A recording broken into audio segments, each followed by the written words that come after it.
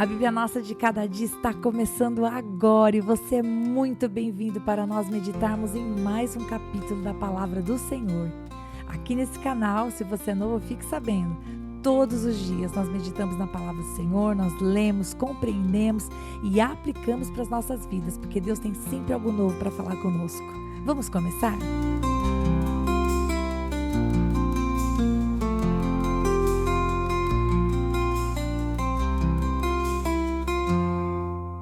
E por fim chegamos no último capítulo. Tiago é curtinho. Então nesse capítulo de número 5, ele começa exortando a respeito dos ricos, né? Ele fala sobre o perigo da riqueza, mas ele deixa bem claro nesse texto que não é a riqueza que é um problema, né? Deus tem alguma coisa contra pessoas que são prósperas? Não, Abraão era um homem próspero, Salomão foi próspero e o que desviou o coração de Salomão de Deus foram os deuses das mulheres. O problema do Senhor não é a riqueza, mas é a riqueza que corrompe, que faz o rico ser injusto, que faz o rico ser mal com o seu próximo, que faz o rico pôr a sua fé nas riquezas e não se apoiar em Deus. Essa é a riqueza que apodrece, né? Essa é a riqueza que traz problema. E Tiago diz: não está certo, virá juízo sobre isso, né? Se arrependam, chorem, mostrem arrependimento. Porque na continuação ele vai dizer que a vinda do Senhor está pronta. Assim como a gente observa os sinais quando se refere a uma colheita, ou quando a gente é mãe, né, ou pai, a gente olha para um filho, a gente vê os sinais, a gente sabe o que está acontecendo, né? Ele aqui está fazendo uma comparação dizendo, se vocês observam, né, que algumas coisas estão mudando, a vinda do Senhor, né, como um agricultor que observa, versículo 7, a sua terra, né, a sua produção, a vinda do Senhor também está próxima. E ele nos exorta a sermos pacientes. Sermos pacientes, se fortalecer, porque a vinda do Senhor está próxima. Ele diz: não se queixem uns dos outros, o juízo está às portas. É como se Tiago dissesse assim: não percam tempo com coisas menores. A vinda do Senhor é maior que isso.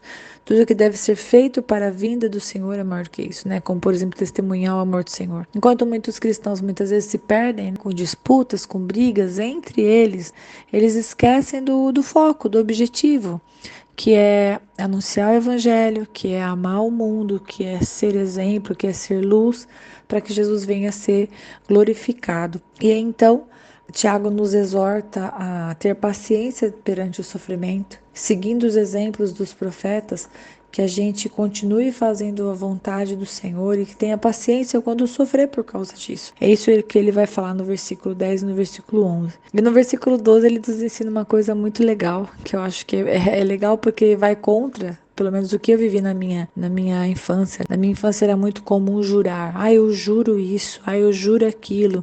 Quando a gente vê nos filmes de Hollywood é I promise, né? Eu prometo. Nós não temos condição de prometer absolutamente nada. A gente realmente é como um sopro, né? É como foi visto no capítulo anterior. Né? Se Deus quiser, gente, a gente pode planejar 1000 coisas. Se Deus não quiser, não vai rolar. Então, nós temos que ter muito claro, né, aqui na palavra que Tiago nos exorta e trazer isso à vida em forma de obras da nossa, né, de que a nossa palavra tem que ser sim, sim, não, não, né, a nossa palavra tem que ser íntegra, ela tem que valer. Por que ela vai valer? Porque as nossas atitudes vão fazer com que a nossa palavra tenha esse peso e a gente não deve jurar. Aquilo que nós pusermos com uma mão, a gente não vai tirar com a outra. Aí na sequência, Tiago, a partir do versículo 13, vai falar a respeito de oração. Se você está sofrendo, ore. Se você está feliz, cante louvores. Se tem alguém enfermo, peça oração e unção com óleo. E aí Tiago vai dizer: a oração do justo é eficaz. Se tiver alguém enfermo, chama o presbítero, né? Quem era o presbítero? Ele era o líder da igreja local. Observa que, como nós vimos lá na introdução de Tiago, esse foi o primeiro livro. Tiago, irmão de Jesus Cristo, escreveu esse livro em torno de 45 depois de Cristo. Fazia 12 anos que Jesus havia morrido. E a igreja, Tiago escreve de Jerusalém, a igreja já tinha presbíteros, já tinha líderes locais que eram ungidos pelos bispos. E eles tinham a intenção de governar as pequenas comunidades, cuidar do povo mesmo, né, ser responsável. Então ele diz aqui: tem alguém enfermo?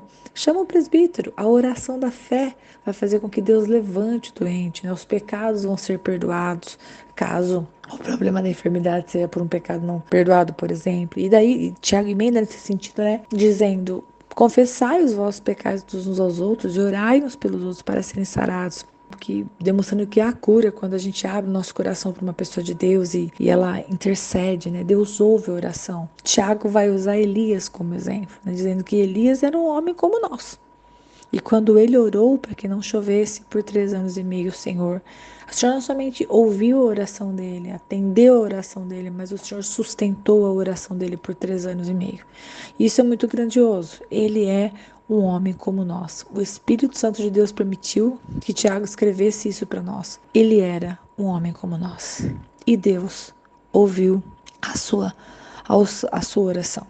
E quando ele orou outra vez, os céus enviaram chuva e a terra produziu seus frutos. Fica para nós como exemplo. E para finalizar, Tiago nos exorta no final da sua epístola a que nós venhamos a ir atrás daquele que se desvia, né? Aquele que se afasta da verdade. Se nós trouxermos ele de volta, nós vamos estar convertendo um pecador do seu erro. Nós vamos salvar a vida dessa pessoa, né? Nós vamos permitir que ela esteja com Cristo, que ela não se perca no engano desse mundo. Isso vai ser bom para ela, isso vai ser bom para nós. Isso vai alegrar o coração de Deus. E é isso. Assim nós terminamos o livro de Tiago, que vai bem curtinho, bem rapidinho. Passa logo. Deus abençoe.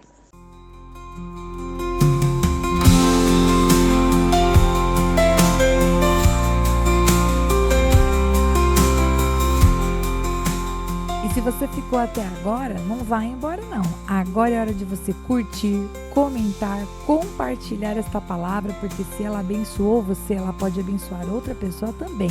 E lógico, se inscreva no canal, ative o sininho, assim você não perde os próximos episódios. Deus te abençoe e até lá!